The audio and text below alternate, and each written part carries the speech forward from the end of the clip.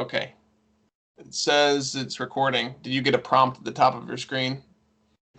Yes. Perfect. Excellent. So how's the... Well, actually, no, we'll get into it. So I'm not going to start asking you questions. I just genuinely want to ask questions. So that's good. Yeah, no, you're... Yeah, I've been waiting for this for a month. I've been holding off pestering Andrew, just letting him get a feel for the bike.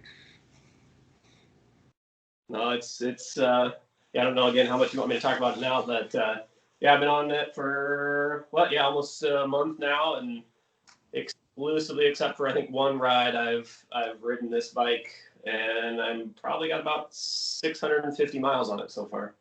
That's great. I've really been pushing it quite a bit. Went on a couple longer 70, 80 mile rides out in some distant gravel and cold weather, and really been kind of getting out there. It's been really nice.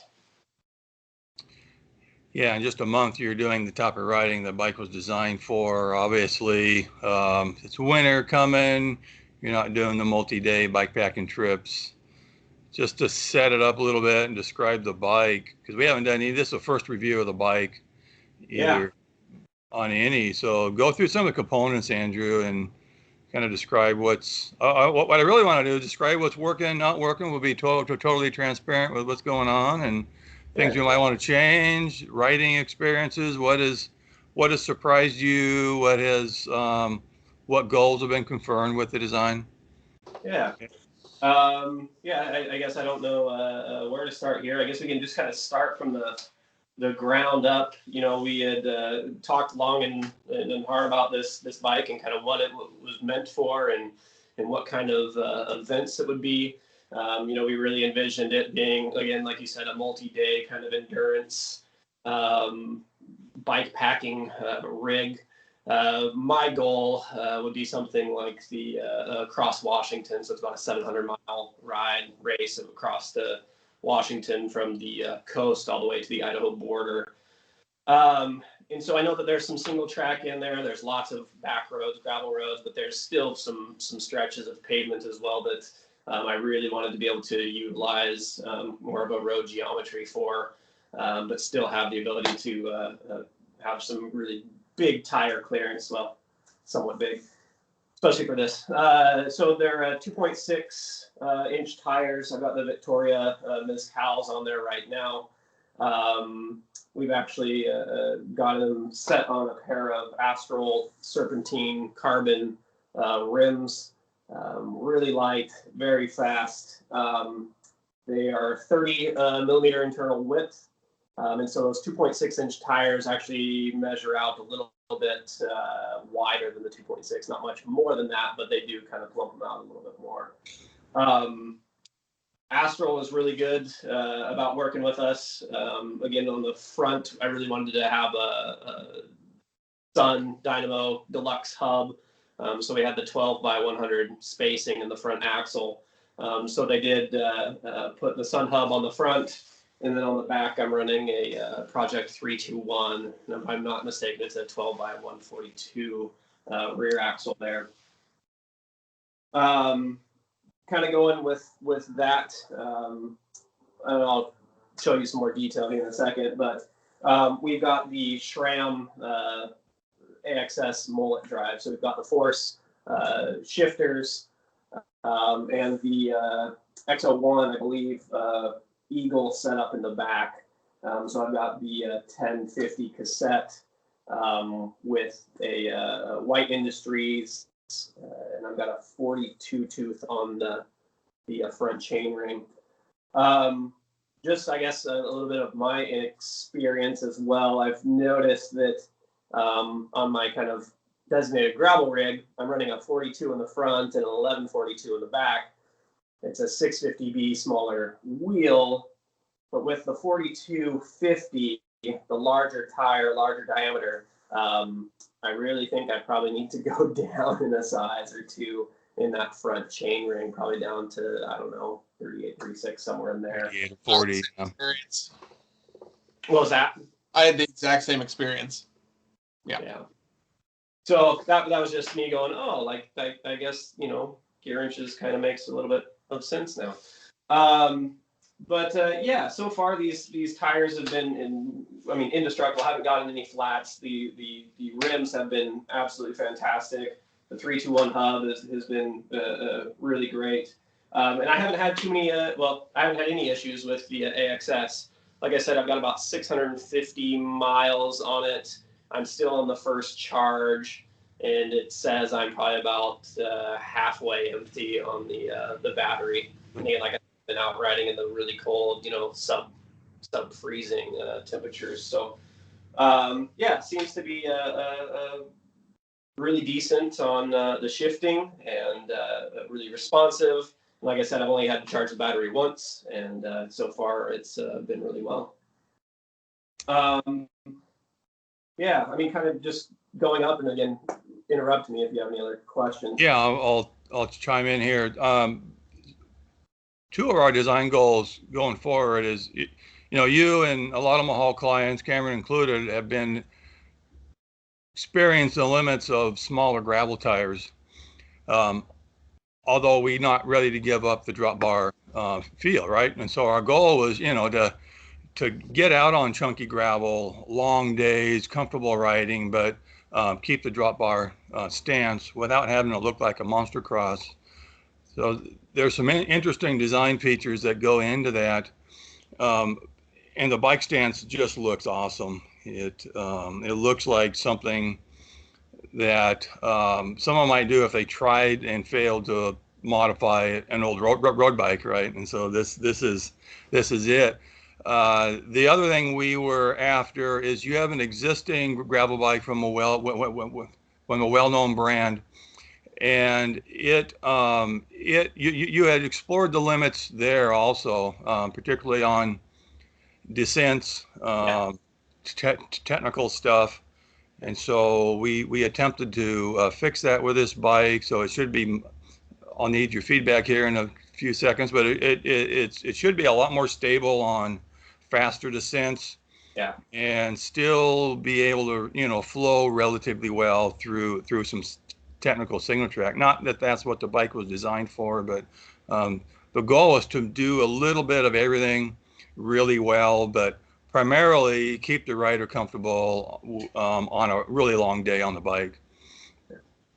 Yeah, no, and I think, yeah, you kind of hit the nail on the head there. Yeah, we really designed it for those long kind of endurance, long days, multi-day trips. But as I'd had with my other gravel bike, I noticed that on those really longer, maybe a little bit more loose descents, chunky, you know, gravel descents, the front handling of it was very twitchy. It is very quick and responsive, which is great. But on those really long descents, I was riding my brakes and really just didn't feel confident, just kind of riding the lines that I was taking, as I felt like I didn't have much control.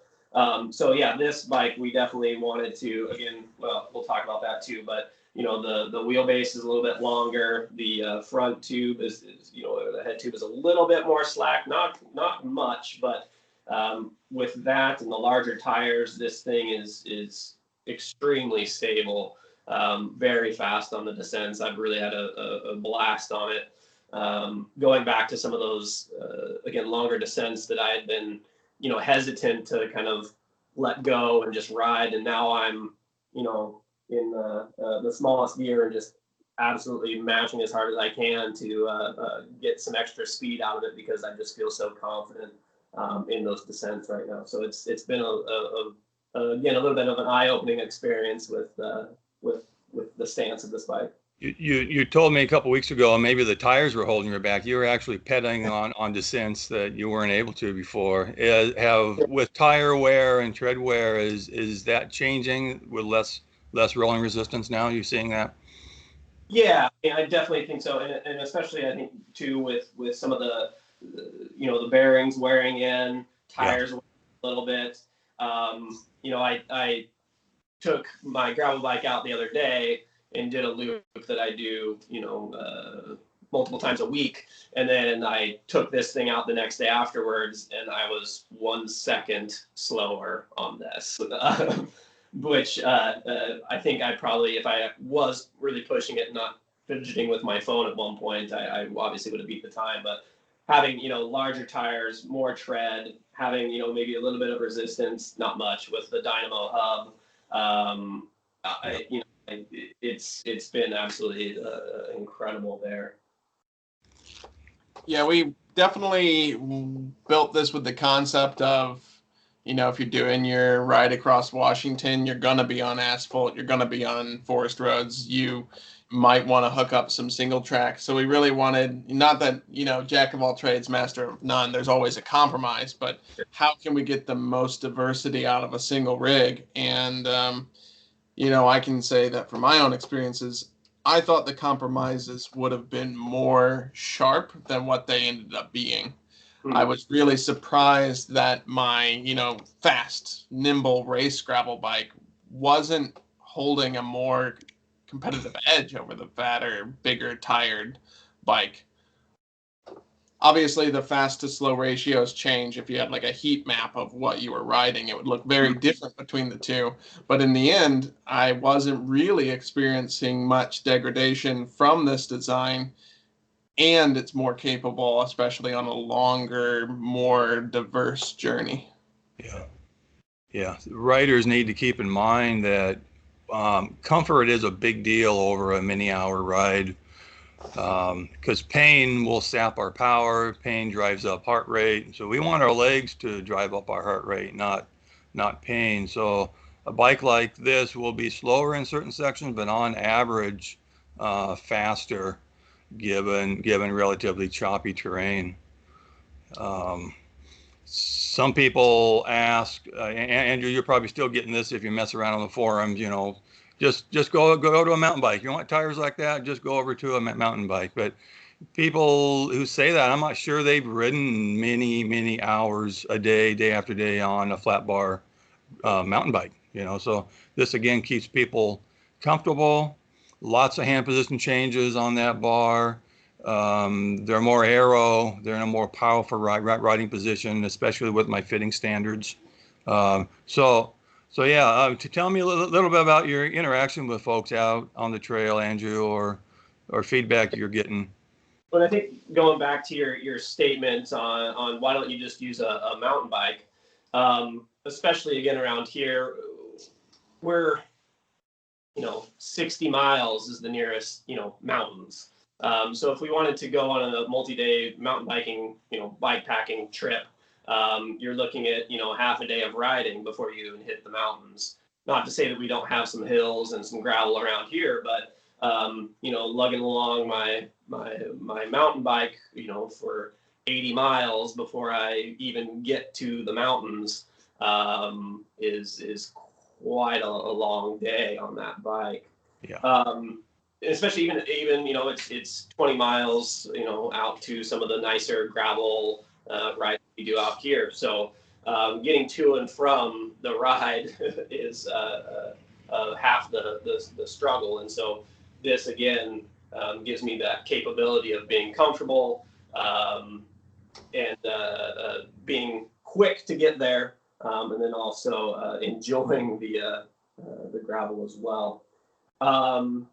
But I haven't run across too many individuals yet, other than people that I ride with.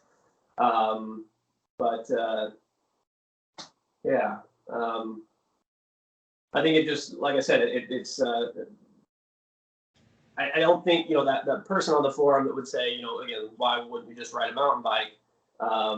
Again, I think we're in a unique position, at least here in Eastern Washington, where we do have to cross quite a span of distance before we ever get to where we actually want to go and ride. Yeah, that's a good point. That's one I haven't pushed before, but absolutely, we're riders like you want to ride door to door. Then we don't want to put our bikes in the car and drive somewhere. So we got to get to where it's fun first, and then the bike has to survive and the rider has to survive. the off-road stuff. Gravel riders are exploring more and more extreme terrain now, and bikes are becoming more capable because of that. And so this is truly a multi-surface, very, very capable bike going forward here. It's the second of the really long chainstay bikes. Cameron's was the first at about 530 millimeter lengths of chainstays, and yours is 585, 590. 485. 485, 490. Cameron's is 530, right? And we're going into production on a similar design. Chainstay lengths will be around 500. Cameron confirmed that works. One bike doesn't build a lot of confidence for everyone. Yours helps a ton, and there's two reasons to do that. Obviously, one, it makes it easier to clear really big tires with a short, with a narrow bottom bracket. That's a 68 millimeter shell, same as Cameron, so we can use road cranks. And the intent is really, again, to be have a really stable, comfortable ride. There's an incorrect perception out there that the bikes get really, really slow with long chainstays, and I try to balance that out with more aggressive steering geometry to keep the bike manners in line, to keep the riding fun. Has there been any terrain, Andrew, where you've been surprised that the long chainstays, or do you even notice the long chainstays? Yeah, or when do you notice them? I think really what I'm feeling more so than the long chainstays is just the tires. Again, they have been kind of breaking it a little bit, but these Mescals, I mean, they're kind of XC tires, but they do have some pretty good grip and chunk on them. They're a little bit larger, a little bit heavier than what I was pushing on my gravel bike. So that's really what I attribute any sort of resistance to. One thing that to be honest, I was a little concerned about kind of the longer chainstays, that longer wheelbase, and kind of high centering on my crank bottom bracket.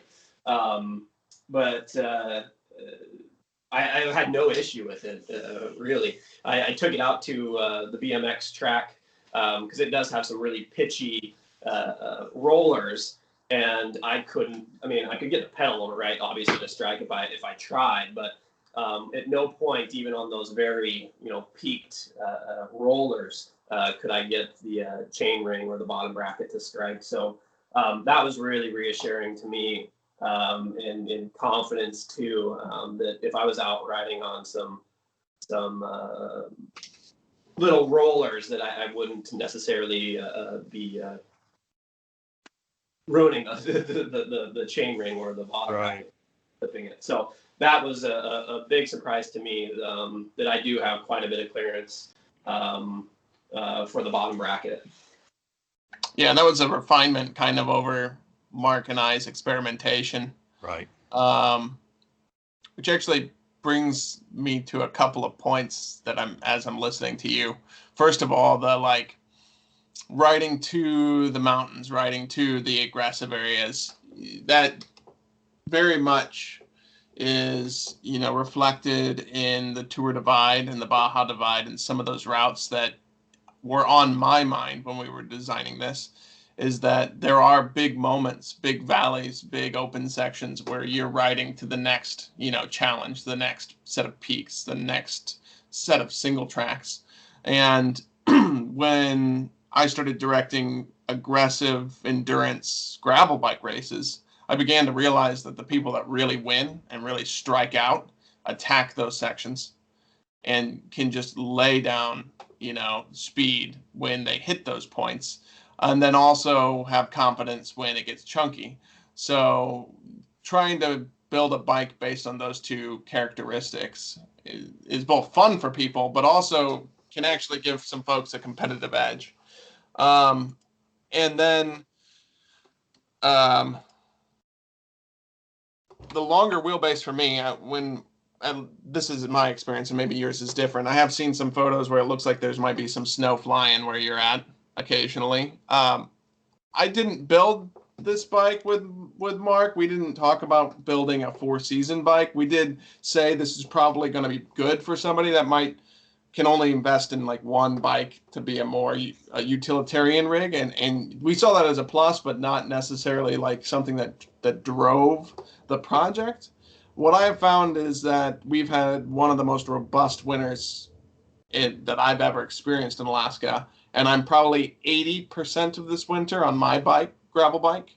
I got it with studded 3.0s, and I was riding in fresh like 7 inches yesterday on my Mahall fat bike, and was like, man, I wish it was nasty and I couldn't get grip, and I was like, I really wish I was on my gravel bike, because even though it has less float, the extreme wheelbase and fit is just ridiculously stable. And it is mind-blowing to me, at least, that I'm riding with people mostly on 26 front rings or 28 front rings, and I'm on a 38, leading the pack on a gravel bike in Alaska in the winter. It is so far outside of what I had perceived the bike to be able to do.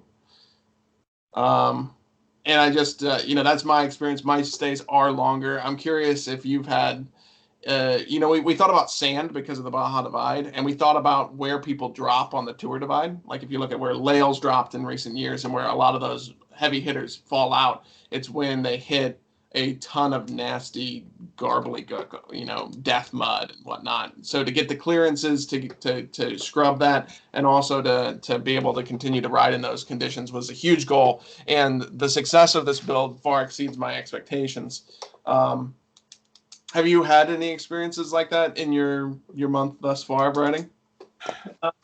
We got one little dusting of snow, but it is far gone now. And it really didn't, it was not a whole lot. But so far, yeah, I mean, I guess we talked about it, we built this with 2.6 inch, kind of max, 29 by 2.6 inch max, clearance, which it does. But if we were in some really nasty, mud, or we knew that it was going to be a really awful, ride, I could put on, some smaller tires and have just a ton of clearance for making sure that, that mud and, muck, snow, anything did not interfere with the frame. When you were talking a little bit about, I don't remember what you were saying, but made me think of, this longer chain stay. And people talk about kind of not having a whole lot of traction or spinning out on the rear end, and I really haven't had any sort of issue with that at all. If I completely lean over the front handlebars and push down on the pedal and give as much kind of torque to the back that I can, sure, I can make my rear wheel spin. But in kind of long pitchy climbs like you're talking about, even in a seated position, I feel very comfortable. I've got great power to the back, and I'm not losing any sort of traction. It's only when I'm purposefully like up over the handlebars and trying to spin out that rear wheel that I get a lot of loss of traction. But otherwise, it's been great. And I'm assuming too that as soon as I put a little bit of weight on the back here as well, like in a saddlebag, that's going to put some more weight over it as well, and I'll have even less a problem with that. Yeah, I'll be curious how you feel with this bike loaded. It's one of the best handling loaded bikes platforms I've ridden on. That long and low really lends itself to weighted stability. So I'm excited for future feedback on that front. How are the clampers working for you? Is this your first set, or no? You've had them before, right? This is my second set, and that was one thing that I really wanted to make sure that I had on this, because they have been just very reliable, especially on my other kind of gravel bike. The adjustability, the serviceability on them are just top notch, very responsive, reliable. if I get out and I feel a little bit soft or mushy, like I'm not getting a good response to it, it's just a quick dial on either side, and then the power is right back. I mean, it's really, that was one thing that I knew that I wanted on this bike, was the clampers. Yeah. On this fork, built by Chris Eigelhart, we wanted a little stiffer fork versus your other bike. He not only accommodated that, he accommodated these wider tires. He hasn't built a fork in this geometry before. Do you find the fork stiff enough? Yeah. I haven't had any sort of wobbling or shaking. It feels really good. I mean, it's nice and stiff, but not jarring at all. And again, I think that's just with the geometry, with the tires, everything else. But the fork has been really good. I would hit that front brake, and I would feel kind of a little bit of a wobble in my front tire, kind of like a oscillation. I don't know how you want to describe it, but this one, if I hit that front brake, I have no sort of wobble in that fork at all. It's been really stout, really nice. Yeah, that's really good feedback where you're getting almost no brake shudder. It just shows that's a good balance. I think he struck a good balance with that fork design. Cool. It feels very good. Yeah. You've got the new Ritchie VentureMax XL bars on there. They're 52 centimeters wide. We weren't sure about those. You were willing to test that for the Mahall group. I appreciate that. What are your thoughts on those bars, Andrew? So far, so good. I really like, there's a lot of that I like about these bars. I've got some 46s on my other gravel bike. Going back to those even feels small now. And if I'm riding my road bike or anything else, I mean, those handlebars just feel so narrow. I really come to enjoy the really wide bar here. With that, the drops are very nice. And I actually think I like the drop. I don't know what the difference is between the 52 and the 46, but I feel like with my road shifters, it feels much better on this than it does the 46. The reach from the drop to the brake does. The top has a nice kind of flat molded section that has been really nice on those long kind of straightaways. You need to kind of sit up a little bit. I feel very good on that. We were a little bit worried, seeing as that, maybe we need to shorten up the stem a little bit because I'm going to be a little bit further out. But honestly, I think it's been, without changing the stem length, I haven't really had any problems with it. I think, again, just having that wider stance, again, I'm developing or working a little bit of a different muscle group, so I can feel that my arms may be a little bit sore in places after those really, really long days. But I think continuing to ride that is only gonna help and make it better. So. Yeah, I think this is going to be a trend on gravel bikes. It seems obvious, no one rides 46 centimeter bars on their mountain bikes, right? And very few people ride 520s either. So it makes sense that a wider bar is going to be more stable on choppy descents, more stable on choppy single track. And then, of course, there's a ton of room for bags, gears, and cockpit accessories on a wider bar. The only thing that I would think that if, again, on these long distance efforts, if I were to do some aero bar on it, I probably would. Then I would probably shorten up the stem a little bit more. If I really am kind of down and having my shoulder or my forearms on the flat part of the bar, I do feel that it is a little bit of a stretch getting out that far. So I think just a little bit of a shorter stem, if I had any sort of aero bars there, would be beneficial. Did you opt for a visco set on this build or no? No, we went just the White Industries, but I didn't do any sort of visco set on there. So if you shorten that stem and you find that you lose some stability, that's a way to change up your stem length without really changing up your ride feel.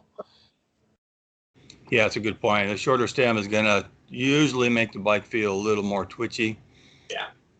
What I find with the Visco set on my bike, it's not an absolute game changer. My bikes aren't unstable on descents to begin with, but it builds confidence. There's a little less shock to the rider. It certainly stabilizes the steering, and it just has a better feel. And it does load Overall. really well. I find that when you have bags on the front, it really takes the wobbly edge Yeah. that you can get with bike bags on Chunder. So just for feedback, if you do change the stem length and you find that it negatively impacted it, it's a relatively inexpensive upgrade to kind of return to that ride feel. Yeah, no, so far the 52s, again, I know that we were a little worried at first and said, oh, maybe they're too wide, maybe it's going to lengthen out, your ride too much, the fit too much. But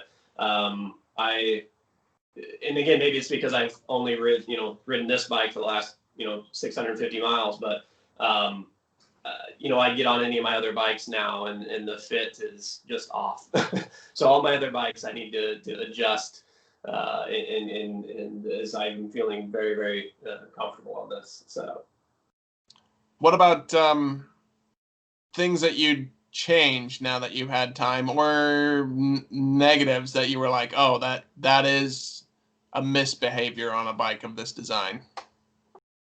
The only thing that I've come across, and I've talked with Mark just a little bit about this, and I attribute it to my winter shoes, riding shoes, is that with this large of a tire, if I'm on kind of a steeper switchback, I do get a small amount of toe rub, but that was the only issue so far. I adjusted my cleats a little bit. Actually even lowering my pressures on the tire, and it's even less so. And I think that as soon as I get back into my kind of spring, summer shoes, that I won't have that little overlap. It's not enough to, knock my foot out of the pedal. It's not enough to really slow me down at all. I just get a very quick little buzz on my toe. And it's gone. And it's only really, like I said, on those very sharp corners.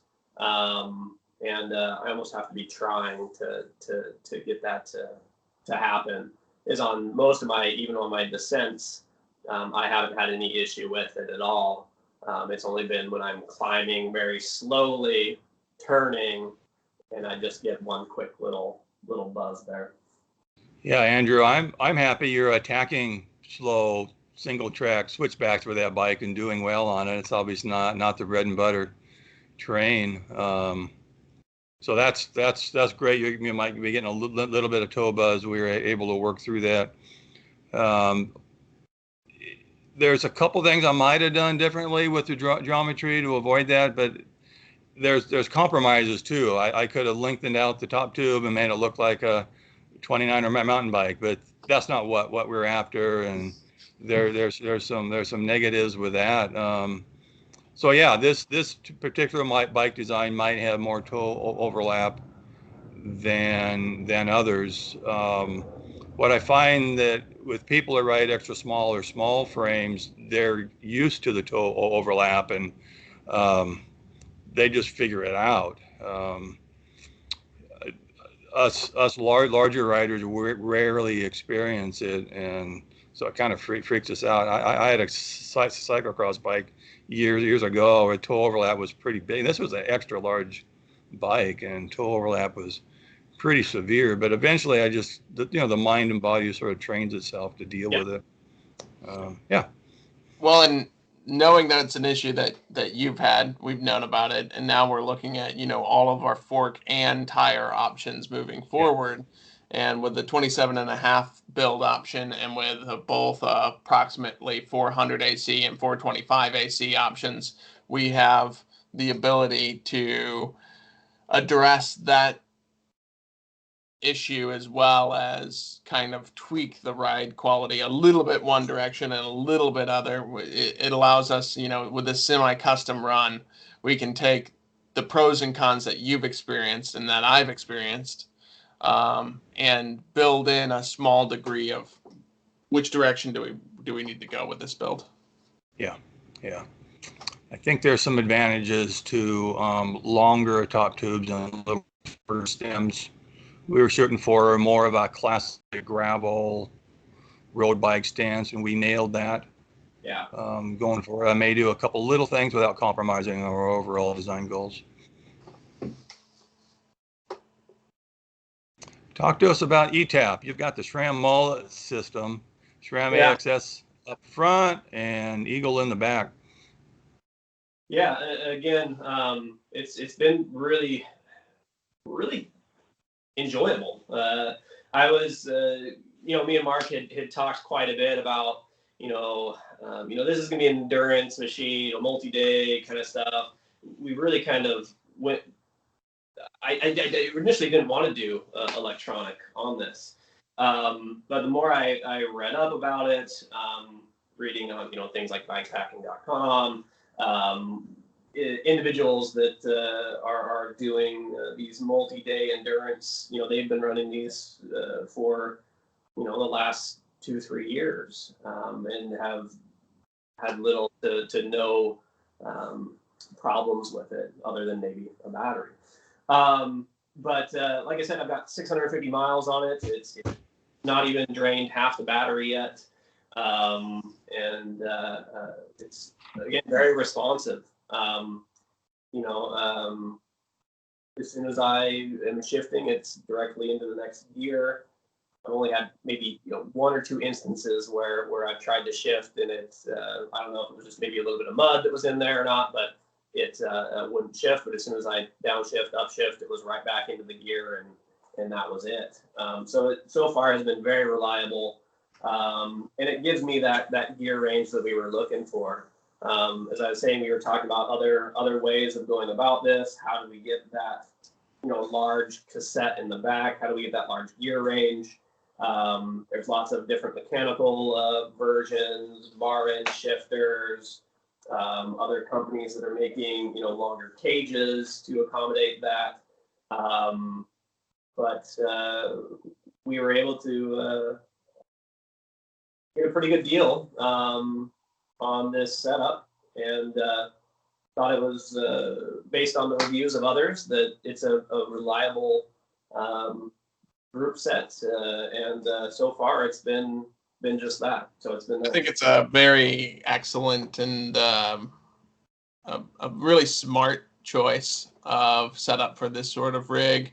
And I've worked with a lot of bike packers on drivetrains, and I don't have any qualms about suggesting them to bike packers. Once you do just a bit of homework and learn how to utilize them. Yeah, I didn't realize you were running the ETAP mullet, and it's a pretty sweet setup. Our production run, one of the ways that we're able to come in at sub 5,000 is running the expanded microshift group, which saves a bucket load of dollars and allows people to potentially make a significant upgrade like this to their bike down the road. I've taken the Advent microshift group and rode the Baja Divide, no issues. That being said, there's no doubt that there's definitely a step up in quality and longevity in a group like you got. But I think for a lot of people, being able to get a bike like this sub 5,000 is worth that trade-off. Yeah, for sure. Our production builds are offering some pretty sweet drivetrain groups in a wide range, offering a ton of options. But I've got the Microshift Advent X on my personal gravel bike for the last 6 months and really liked it. I've got really large hands. The ergonomics are about the only thing that I wish were a little bit different, but it's a pretty solid group. I've been impressed with it. By the way, I've got my Ren fork tester here, Barry Glennon. He's had Ren forks on 2 bikes this year? Yeah. 2 bikes. Yeah. Yeah, the Beefcake is getting bottle bosses and rack mounts and far exceeded our load expectations. And like the steel build on your bike, it should be more stiff than a normal gravel carbon fork. Is that what you've experienced, Barry? Not that we're Yeah, interviewing well, yeah. I wish I could say I had more miles on it. It's just as stiff as the super tight Columbus carbon fork that I had on there. So as far as ride quality, I think it's pretty equal to that. Yeah, we put the Beefcake fork on his gravel bike. Gravel bike had an axle crown, I think, of 385, and that fork has 425. So it's just as stiff. Steering response about the same, Well, with I a mean, slacker head angle yeah, because yeah. of the taller fork. But does it seems make to you be want to working. get more rowdy, especially with those bigger tires? Now you had to dimple the Oh, back yeah, of your bike. the whole, yeah, and so then, you ask about, kind of talk about stiffness or whatever, and a lot of that gets lost in the tire. Yeah. But I think that, I mean, I like so far so good, and we've got this festive 500 thing coming up, so I'm really actually going to put a bunch of miles on that fork. On that fork, cool. Yeah. Andrew, one more question. The Thompson Masterpiece seat posts, they're known to be light, also flexy. What's your thoughts on that after 650 miles? Yeah, no, it's been good. I have a couple different ones. I've never had the setback post. I know me and Mark had talked about that. But yeah, I mean, it's reliable. I mean, it's great. I like the adjustability of it as well. Very easy, very quick for me to just say, especially setting this thing up and being out on maybe some chunkier roads. Very easy for me to adjust that angle of the seat. So far along, I've got the Brooks C15 with the cutout saddle here. So it's been great, really reliable. I like this saddle, and then obviously Thompson Masterpiece is a great Good. option. Yeah, that's good feedback. I've been wondering about that thing. You're about 30 pounds lighter than me, so I'm not sure I'd attempt to use the Masterpiece, but thanks for abusing that thing. And I've gotten away with tall masterpieces before that have also made me a bit skeptical, and I've been pretty amazed that they last as long as they do. I have an old secondhand retro tech that's too small for me, so that's tapped out, and I can feel the whole thing flex. One of the very last major changes Mark and I needed to add into the line of bikes is either a 27.2 or a 31.6 seat tube with internal dropper routing. It became really apparent after a season and a half of use for me that I was the right kind of client that really needed a dropper solution on this bike. It is too easy for the bike to demand that you do things you shouldn't be doing on it. Yeah. Yeah, I was gonna say, if you ever come across the AXS, dropper posts, or something, you can always let me know. But right now, no, this has been great. But yeah, as you said, Cameron already going, well, if I put a dropper on there, then I could do even great routes on it. But I'm really anal about dropper posts, though. So finding the right dropper for this bike is actually pretty difficult. There's only really one on the market that I think is going to do it justice for its intended purposes, and Mark's sending one up here, and I'm going to unfortunately drill out a internal routing, which I just did one earlier this week in a fancy Thai bike, so I feel pretty confident in it. Good practice. Yeah, thing to practice on. Yeah, practice on someone else's bike. That's great, Cameron. So one thing I was going to say about Andrew's is that I noticed both of my setback Masterpiece posts. The one on my gravel bike is 27.2, and I get more compliance out of it than the bigger one, obviously, right, with the smaller diameter. But I really noticed also that using high-end carbon posts that are straight, that the setback I get a little more compliance also. And again, that's another thing that's probably obvious, but I found that totally to be the case. So I just thought it was interesting. I didn't realize that was a 27.2. I thought you had the big guy on there. No, and especially that, going back to, again, my gravel rig, it's got just kind of the straight Thompson seat post. And it's, again, I'm not really sure what to contribute to what ride feel yet, but I know that I'm slowly starting to, well, very quickly, I should say, starting to really like the fit and the geometry of this bike. And now I'm trying to make that gravel bike feel more like that one. Yeah. So yeah, gotcha. Get larger tires if it's a little bit of a setback to it, but I notice now with that straight post that I'm just kind of feeling every little bump that comes straight up into that saddle. Yeah. Okay, very cool. Because I thought, man, I've had really good, like I had the Magic Flex post from Niner, and my setback aluminum gives me a very similar feel, and so I'm totally impressed with the post also. But very cool. I'm sure you've noticed this as well, Cameron, and maybe it's off, but especially too with these longer chain stays, I've noticed that I've really been able to air down that rear tire a little bit more, and it does. I don't feel it as much, right? At the lower pressure, it really absorbs a lot of the chunk that I'm hitting, but I don't get a lot of that sway of the power. Yeah. If I tire isn't squirming either. It's kind of interesting.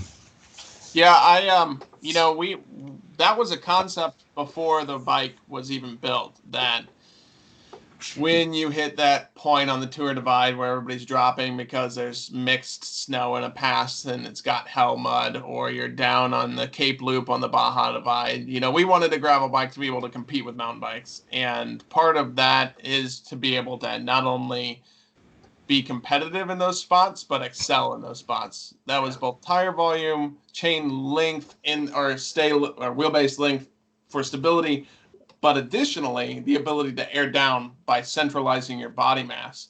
Really important for somebody like me who's a bit of a Clydesdale.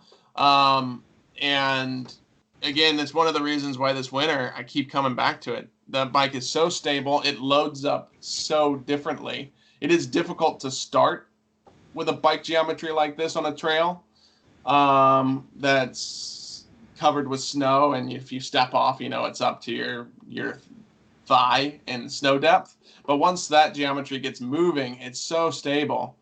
It's way more stable than any fat bike I have. And my fat bike has a long wheelbase, but the way that the weight is distributed, I can lower.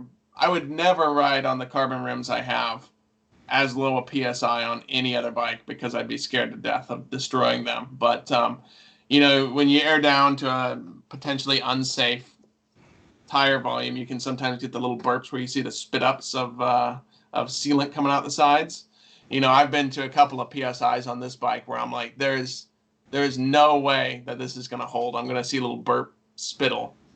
Sure. And I go out on a 50-mile ride in a fresh 8 inches of snow on a gravel bike, and I'm very curious if you get some snow, how you're going to enjoy that bike out and about.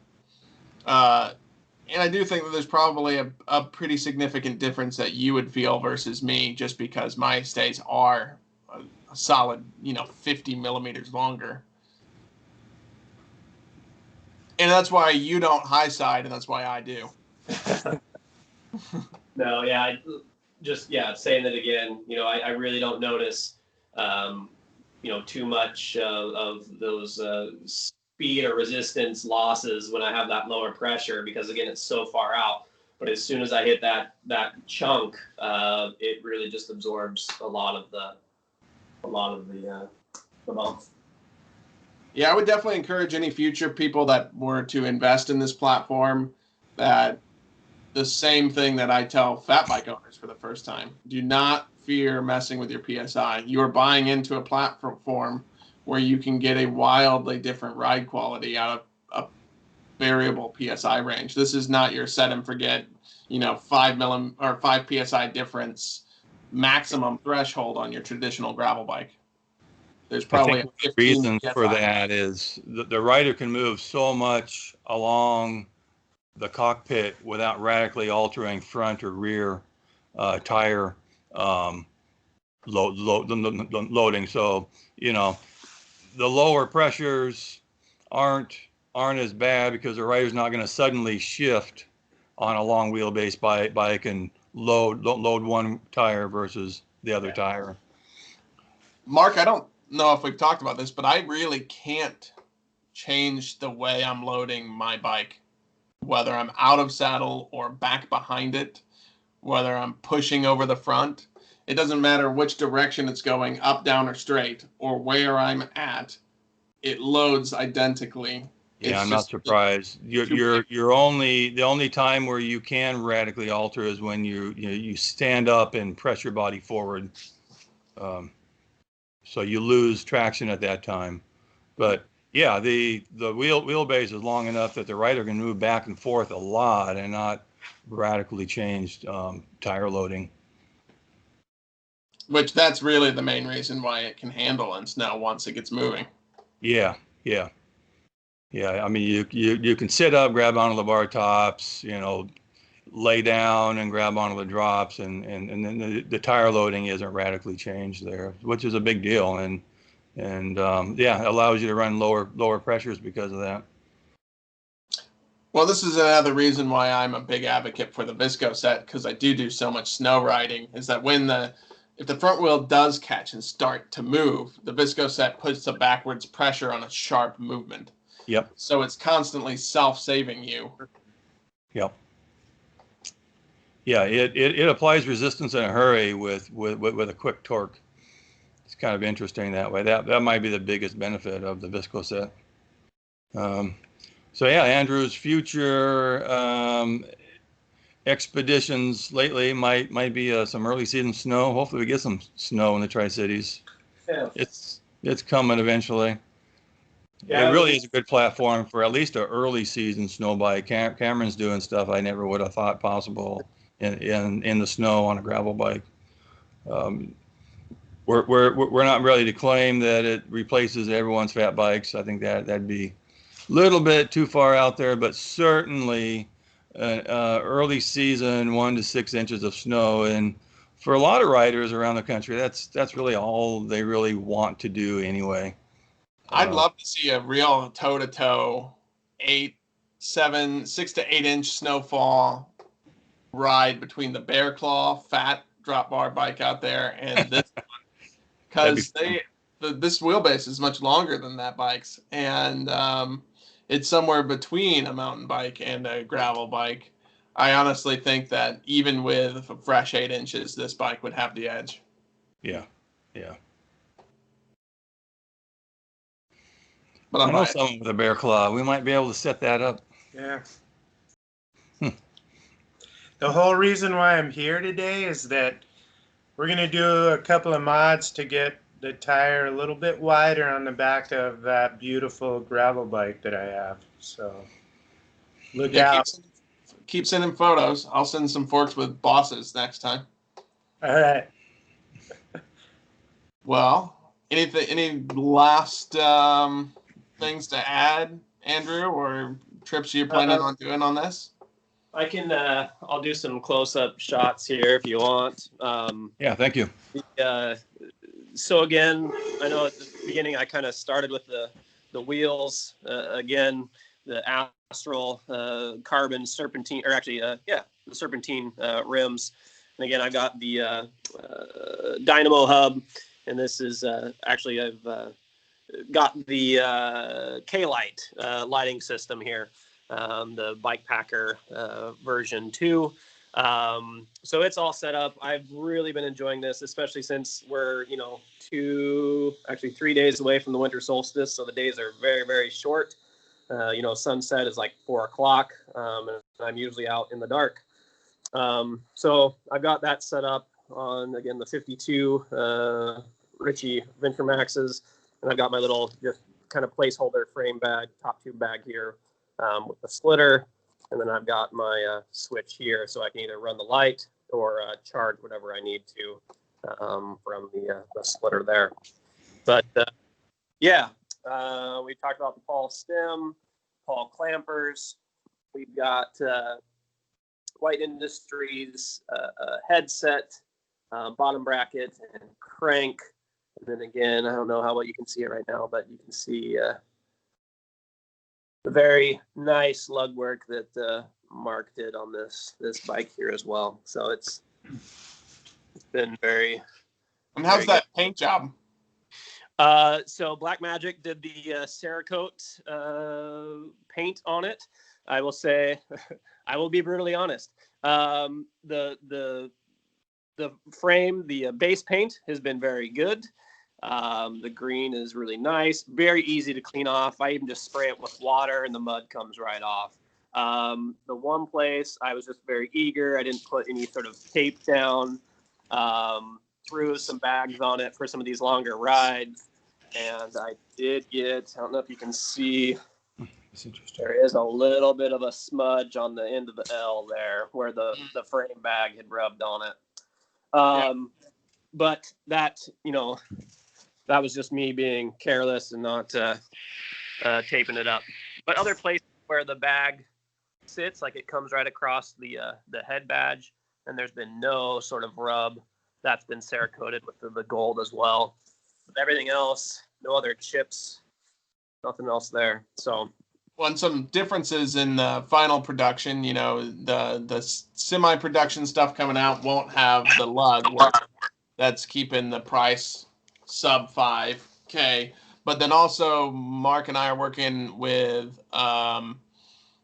working a lot with Greg over at Rock Ice to where all the bags are going to be direct mount, so it will protect your paint.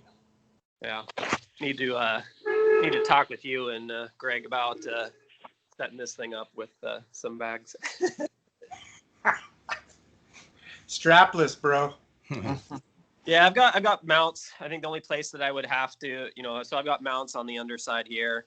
The only place that I might have to have a strap again is kind of right where that blemish is. But other than that, I've got plenty of bottle mounts and mounts underneath the frame as well. Yeah, Greg's been asking Mark for very strategic special placements on the future lineups, so that's pretty cool. Yeah, that's awesome. Yeah, that would be really. His strapless system is pretty rigid. I don't think it needs as many attachment points as what Greg would consider ideal. So I think on Andrew's bike the strapless system would be fine with still a couple straps in key locations.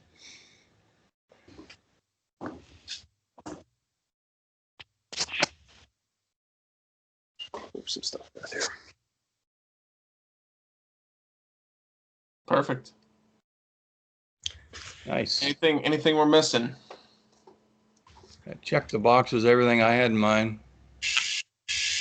I mean, my last question is just when can we all ride together again, gentlemen? I know, I was thinking about that. I know you and Mark had done the was it before the Skull last time you came down for the Skull, and you guys did that bike packing and kind of central. We were all together at the Skull, Andrew. Yeah, that year Isn't we that were all funny? together. That was the last time we had a large Mahall group together. Cameron checked us in, and that was the last time we saw him because I got dropped. Yeah, Oregon bikepacking trip. We should do that again. There's some pretty nice places out there. Well, I will be down putting together the Cap the Climax route this year. If Sea Otter's dates stay as they should, Mark and I will be down at Sea Otter together, and then going up through that region where the 1,000-mile, race around where the Skull is getting worked on. My goal is to ride up that 1,000 miles. And then I told the folks that I work with to run the Skull that I'm not going to be the director every 3 years so that I can race the race. And that was going to be 2020. So I'm pushing that forward. So I'll be racing the Skull in 2021. Nice. And then Mark and we've been talking about the Trans-Montana briefly. Oh, That's Lauren told me that's an invite only, but he's got us on the invite list. Oh, nice. Yeah. That's a 100-mile single-day event, correct? No, it's a 1,600-mile. Oh, that one. Okay. Yeah. East to west. East to west. West to east or east to west? I think they switch it. that'd be pretty sweet. Yeah, Mark needs to build himself a bike Yes. and image. That's going to happen this next year. Perfect. Well, thank you, gentlemen. I'm going to stop the recording now. Okay. Sounds good.